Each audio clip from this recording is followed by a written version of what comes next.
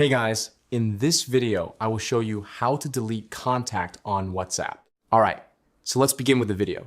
If you no longer need a contact, maybe you don't talk to them anymore, or you only had them saved for temporary reasons, you can easily remove them. To start, open WhatsApp and locate a chat with that person. If you don't see a recent chat, tap the plus icon in the top right corner and search for the contact, then open the conversation. Once the chat is open, tap on the person's name at the top of the screen to open their contact details. From there, tap Edit in the top right corner.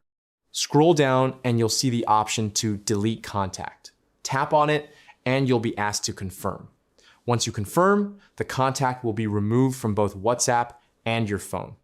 After doing this, you might still see their number or name in your chat list, especially if you recently spoke with them. This happens because the chat itself is still saved. To remove it completely, go back to your chat list, swipe left on the conversation, tap More, and then select Delete Chat. Confirm the action, and the chat will be removed as well.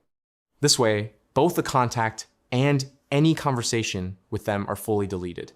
And that's it. So that's basically how you can delete contact on WhatsApp. So that's all for this video. See you in the next one. Thanks.